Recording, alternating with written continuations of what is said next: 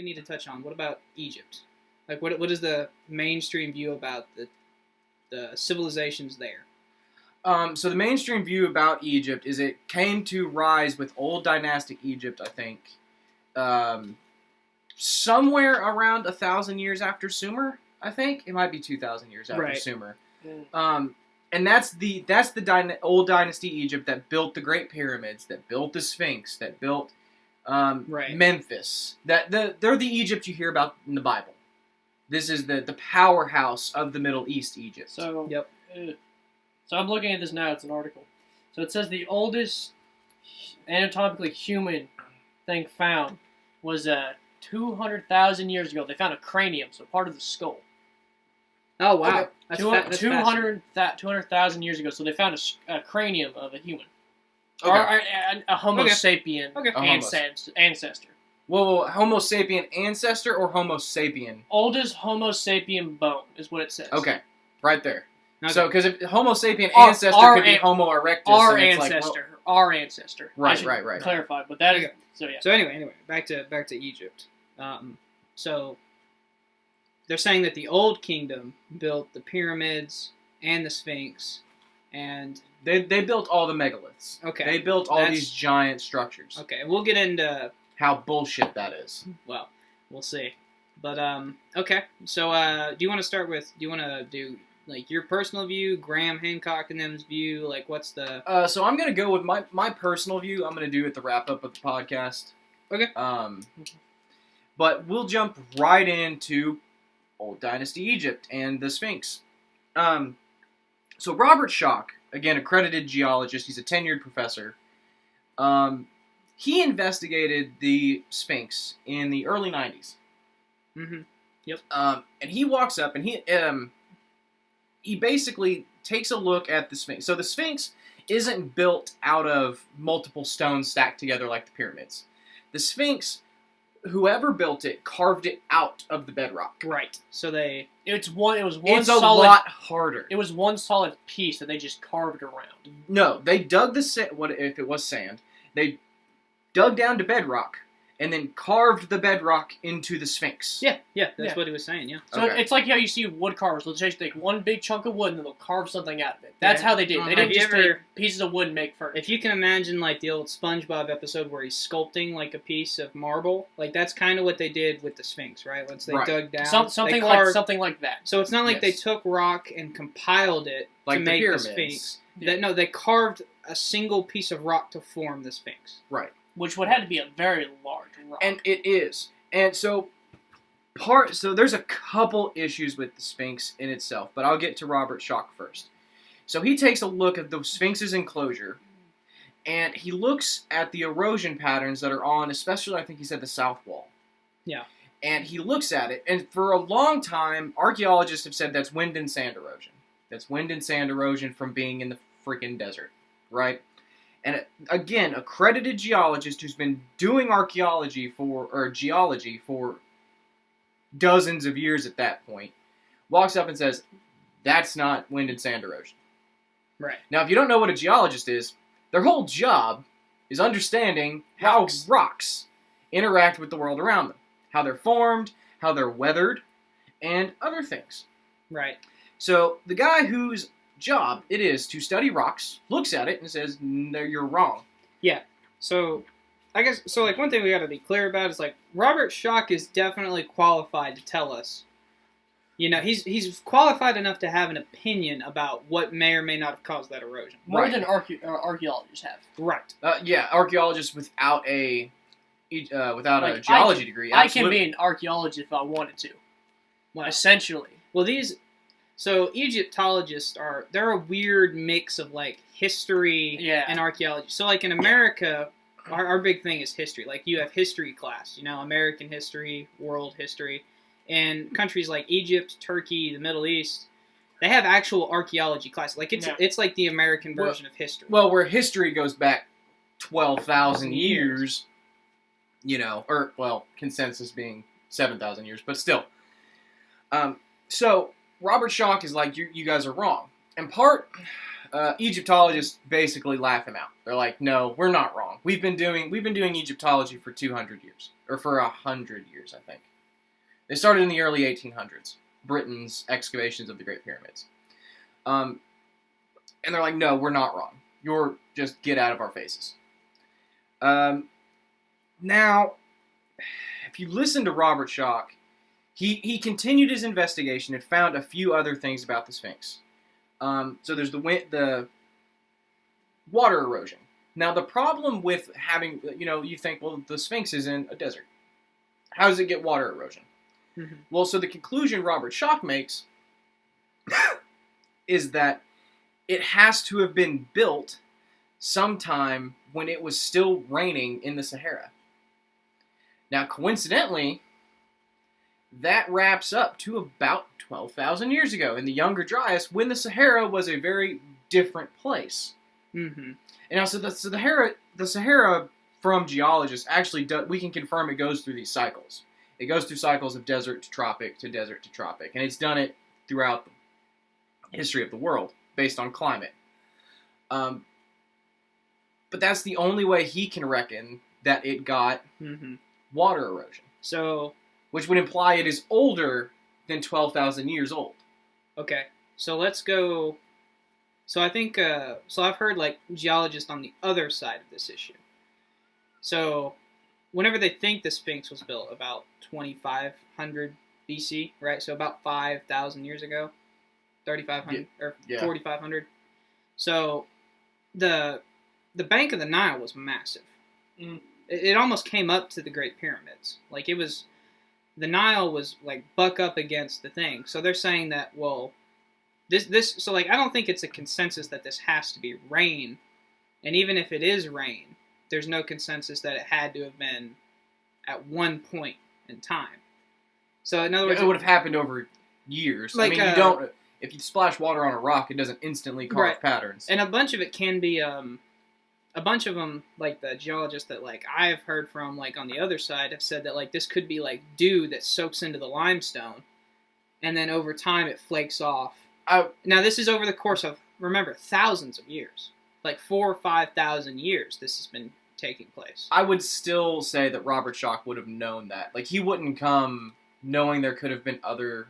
Well, no. You can't take samples off the Sphinx, though. So in other words, I'm saying so you don't know for sure. There's no consensus here. We know, we can be pretty sure that it's water erosion. Now, we can't be sure that it's rain erosion. We can be sure that water affects rock in certain ways. Do we know what kind of stone it is? Limestone. Yeah. Which is porous material. Yeah, so it can absorb water.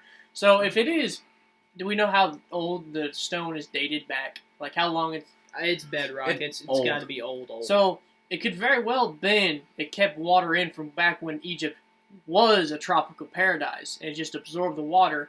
And when they started carving it, it just started slowly over years leak the water and cause the erosion. I mean, I'm not a geologist, but that sounds reasonable, I guess. I think that Robert Schoch would have come out and said, like, look, yeah, this could have been the Nile, this could have been, but he's not. He says this is probably rain. Well, I mean, if you look at it, like, I mean, it looks like literally like textbook rain erosion. Like, I mean, like, I'll put pictures up, I'm sure, but like that, like these like streaks that you're seeing, it's clearly where water took the least resistance, and it made these little like lightning bolt patterns. Yeah, it looks like a river. Like you would look on a map, you see a river branching off. It looks like that. Yeah. So I mean, like, it's not out of the realm of possibility, but what is the pushback he's getting from archaeologists? That he's wrong. Like, or I guess they don't. So, and again, archaeology in Egypt is this weird kind of amalgamation of stuff. But no one in Egyptology branches out from the mainstream consensus that started establishing in the 1800s. So they still think the Great Pyramids are burial tombs, even though not a single body's ever been found in a Great Pyramid, and there's literally the Valley of the Kings down the freaking road where we're burying pharaohs. So here's the problem with that. And I can tell you why there's no pharaohs in the Great Pyramids anymore. There was a time in medieval Europe where it was very common to steal mummies from Egypt, bring them back to Europe, and these royal families would eat the mummies. Are you serious? This is a serious thing. Jesus. So you remember when they found King Tut, and it was a big deal? Right. The only reason it was a big deal is because he was literally found intact. As was the his tomb was still sealed. Because before then, grave robbers would come in, and they would grave rob, take the bodies back to Europe, and the royal family would basically... If this is true... They wouldn't eat the whole body, but they eat pieces to gain the... same what they thought the magical powers of the pharaohs. There will be a link in the description of this, I'm sure. I will have to find it. But this is fascinating. That is why this is why you don't find many mummies anymore. Because it was... Well, that's not true. We found plenty of mummies. We found plenty of mummies of pharaohs. And they're all in the Valley of the Kings. Not once ever has there been a mummy found in the Great Pyramid. There was... Now, grave robbing is an issue, and that's what mainstream archaeologists say. It's like, okay, well, the Great Pyramids, they literally stick out like a sore thumb. Grave robbers would naturally come here and rob it of all its treasure. Right, and that seems reasonable. Okay? Except that there's no... Again, there was never a body. There's not a sarcophagus. Oh, God. There's nothing. So this is from the Smithsonian. In the 20th century, Germans would take the mummies and they make them into medicine. Oh, this is the Smithsonian saying this. Well, Europeans ate Egyptian mummies. That would have been the Nazis. In the 20th century? 1908. For Nazi Party. Oh, okay. I was like, Hitler'd be into that shit. Hitler was into some weird shit. Yeah, he's an art major. He stole a lot of art from Egypt. Yeah, they would grind the mummies up into powder, put it in their drinks. So that was weird. Yeah, Shock is saying, right, that because of the way the erosion is, that this pushes the date that the Sphinx had to have been built back. He says about 12,000 years, right? So if it was, modern archaeologists say it was built 5,000 years ago, it pushes that date back 7,000 years to 12,000 years BC. It had to have been built before then, during the Younger Dryas, when the Sahara was a very different place. This is based purely on the geology of the Sphinx. So he says, I will also say Graham Hancock and Robert Schoch have Joe Rogan podcasts where they go into much better detail than I could ever retain about the stuff they describe. I'm purely just trying to rattle off what I can remember. There's a lot here, but yes. Okay. To my recollection, it is purely based on the geological evidence. Okay. And there's some other interesting things about the Sphinx that I'm going to mention, like he did some seismograph stuff underneath it, and there is what looks to be a regular rectangular, what's the word I'm looking for here? Chamber underneath the left paw of the Sphinx. Yeah. We're gonna probably do a whole Egypt episode to go farther into that because I'm crazy into that because I think it's left over from Atlantis. But so we have the Sphinx, which you could reasonably think that his evidence pushes the date back, which means there is a civilization that could carve bedrock when apparently we couldn't even talk to each other outside our tribe. Right. So just at 12,000 years ago, we would still be hunter-gatherers. Cavemen. Yeah, we'd still be... According to modern consensus. We would still be running the plains of Africa with spears. Well, no, we would have conquered the globe. Most of the globe. But we weren't building huge things. The most humans were doing then was was putting rocks in specific patterns. Not carving rocks. I mean, it wasn't even the Bronze Age. Right. We wouldn't have even had bronze tools. Which, that's another thing we're going to get into. King Tut has a meteorite dagger that no one knows how they made, and what else? You can't, it's impractical to try to carve limestone with Bronze Age tools like the Old Kingdom would have done, because they only had Bronze Age tools. Mm-hmm. We'll get farther into that later, and a farther down the line podcast. But there's other weird things about Egypt and the structures there. Doesn't limestone get soft when you put it underwater? No. I can't remember. Yeah. Also, where are you going to find water in a desert? Well, you got to remember. That's true. The banks of the Nile pulled right up to Giza and right up to that quarry. So here's the theory. So maybe that's why. Did they just start take water, splash it on this giant thing of bedrock, and just slowly start carving it when the limestone would get softer, and the residual water just ran down to these streaks we see? Well, water is also a hard thing to haul. Like if you've ever been, not if the Nile butted up right next to it. But if you've ever been camping, I mean, like hiking, like for 4 hours. You pick up a 5-gallon bucket of water, which is like minimum to take a whore bath and a shower. But here's the problem. So you're carrying, if you put it on your shoulders, it's not that difficult. Oh, bullshit. Not my ass. And now, it may not have been that difficult for slaves who was either carry the water or die. Right. Like, well, I like life. So, to me, it's not unreasonable to think that maybe they just carried a bunch of water or something, and they just...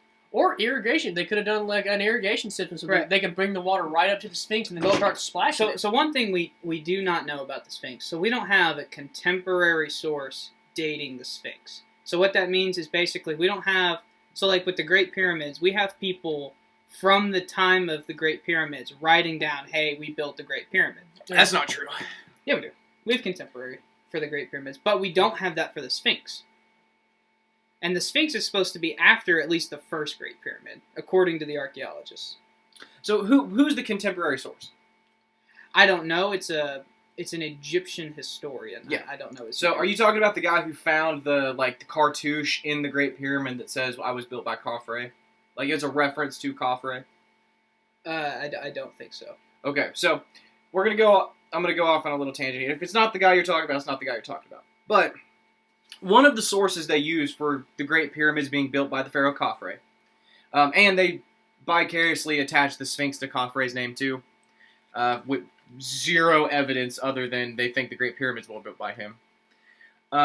It was a British Egyptologist who was coming in. This was in the early 1800s. He was doing some of the primary excavations on the Great Pyramids, right? So he's investigating, and he's basically coming up with nothing, because there's nothing in the Great Pyramid. There's no gold, there's no treasure, there's no mummies. It's just a pyramid with empty chambers inside that no one knows what it's for. Well, so he's under a lot... Well, we'll get... This is aside. Essentially, what he reports is finding a cartouche in one of the chambers that references the Pharaoh Khafre. And this is the foundation of why Egyptologists think the pyramids were built by Khafre. The problem is that same Egyptologist writes in his journals that he has absolutely, that's totally false. And the cartouche is no longer there. And the drawing he sent of the cartouche back to his funders, at the time he was saying, at Pharaoh Khafre's time, cartouches would have been written vertically. He wrote it horizontally, which is more contemporary Egypt. Mm-hmm. So basically, what it sounds like to me is the dude was under a lot of... I mean, they had given him like 135, in modern dollars, $135 million. He was on... It's like the people who were Hitler assigned to find proof of an Aryan civilization. And it was like, shit, if I don't find proof, they're going to kill me. So, yeah, here's proof! And it's like, no... So if you don't find proof, you're going to make proof, right? Yeah. Okay, and so that's what I think... And in his journals, he doesn't say that, but he does say that he found no writing, no paintings, no nothing. And what century is this guy in? The 1800s. Okay. A lot has come forward since then. For example, we found a bunch of, the document I'm referring to is called the Westcar Papyrus. And it's actually in a museum in France right now. Okay. In the Louvre? And, yeah. Yeah. And it's also got a similar list, the rock. So it's actually a group of rocks, tablets, better yet. Oh. And it's also got the Sumerian king list, which I'm sure you know about. Yeah. But separate rock of what I'm talking about. But basically it dates it to Khafre, and it's contemporary with Khafre. Or Khufu. So they think that Khufu built the Great Pyramid of Giza. And then his son, Khafre, built the second Great Pyramid and the Sphinx. But we don't actually know that he's the one who built the Sphinx. And there's enough disputed. So there's a lot of questions of how they built the pyramids too. Yeah, but we're not gonna get into that right now. Otherwise we're gonna spend the entire podcast on Egypt. Right. And I got other evidence to cover. Okay. So tell me what else is disputed. Well, so part of that's disputed is that the people who subscribe to this theory think that Khafre or Khufu could have come along and just restored the pyramids and restored the Sphinx. So there's not a cartouche, it's a stela in front of the Great Sphinx that references Khufu.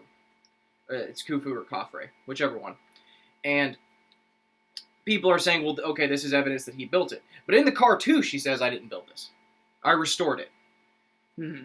And part of that is the Sphinx, its head. If you look at the Sphinx, its head looks oddly small for the body that it's on. Right? If you actually look at a picture of the Sphinx, it doesn't look proportional. Which is weird compared, because even other old dynasty Egyptian sculptures, even though they're building gods with crocodile heads or falcon heads or whatever, they're always proportional. They were very good stonemasons for what they were. Mm-hmm. So why is this weird? Why does this look weird? And so the not the consensus, the contradiction to consensus is that he came along, found the Sphinx, and was like, this is really cool, but it's a little beat up. I'm going to restore it and put my face on it because I'm Pharaoh and basically God. So who's going to argue with me? Okay. Now, again, that's pretty speculative. I understand that. There's no written evidence saying that he did that, besides the stela. The stela says, like, I restored it, not that I built it. And I find it odd that if Khufu built it, if his dad, why not reference his dad and say, I'm restoring my dad's sculpture? Well, I think... Because just think about the pyramid was your legacy. Yeah, the pyramid... So, well, humans build magnificent things for the sheer purpose of building magnificent things. Well, you built the pyramid. But so the only way we as humans can grant immortality is what we leave behind. And if you left behind the Great Pyramid, it's still talked about today. Yeah. So it's the last of the 7 wonders of the world. The right? ancient wonders of the world. Okay. But so you see how why would you? Who cares about a Sphinx when I built that? That's what I was thinking to say. Like, let's be real here. I mean, like the Great Pyramids. Like, I'm gonna show a picture. Most people like, go to the Great Pyramids. So, like, the Great Pyramids are way more phenomenal. Oh than, yeah. Than the Sphinx. Okay. So if you look how they used to look, they were whitewashed. They had gold tops. They were magnificent, and the Sphinx, at most, was painted. It was, right. So there's paint residue left on the Sphinx that coincides with what the paint they would use on mummies. So the idea that it was a tomb makes sense to me, but it was probably a lesser person. It probably wasn't a pharaoh. It was probably I don't know the Sphinx being a tomb or the Great Pyramid. The Sphinx. Oh, the Sphinx is for sure not a tomb. No. I mean, unless what's in that underground chamber is a body. Then it could very well be a statue of a man. Why don't you think it could be a Khafre who built it? So I guess it is possible that Khafre built the pyramids. And humans, the Great Pyramids are, like Nick said, if you can Google an image of what the Great Pyramids looked like when they were first built. So if you Google them now, you're going to see these are raw blocks that have been eroded over time, that cracked and broken and stuff like that. When they were first built, this was magnificent. It was white limestone, literally flat. So there wasn't steps between rocks. They had plates, or stone plates that went over it. It's like wedges. Yeah. It would make it smooth. It was absolutely, a huge smaller golden pyramid at the top of it, which Egypt was the land of gold. I mean, they pissed gold, right. And not in the, dirty way, but they had so much of it that they could, and it was just magnificent. And a lot of people say, they built the pyramids with slave labor, and they probably did use some slave labor, but there is no way that slaves carved blocks like this, because they would have had to use artisans. So they probably had to use engineers and architects. So what we figured out was what we know now. So they didn't really use slaves; they used workers. They didn't get paid a whole bunch of lot, but they got a housing, and depending on the slaves, some of them were buried next to the pyramids. Some were buried as a mortar. Exactly. Yeah. So now obviously they would do Well, hold on, because we're getting a little off topic. So why couldn't Khafre build this? So it's contentious to think that Bronze Age Egypt could have accomplished such a feat. Okay. So we know, I mean, even Robert Schoch admits that he has no disputing the pyramids at all. Now, Graham Hancock does. And this is one of the areas that they disagree. But even even Robert Schoch says no, that the pyramids are fine. That's obviously, but the geology of the Sphinx tells me that the Sphinx had to be here earlier. So, but well, and so I think Graham Hancock's point of view on the Great Pyramids is that maybe they were again restored. Like, so there are foundational stones on the pyramids, and these foundational stones are huge, and I'm talking like 200 tons huge. Right. And he's like, okay, so maybe Khafre or Khufu could have, they had the technology to build these smaller blocks and mass numbers and stack them up. That's not that difficult. But these 200-ton megalithic stones that were transported from a quarry elsewhere... Even... Go ahead, finish. With no... I mean, you couldn't even build rollers. You couldn't even build boats to... You know how big a freaking boat would have to be to float 200 tons down the damn Nile? Well, we know that Egypt was good at building boats.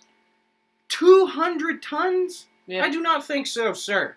I do not think so. But the quarry is pretty close to Giza. But, I mean, I think even Graham Hancock has no dispute that the pyramids, there's at least contemporary evidence of the pyramids being built by Khufu.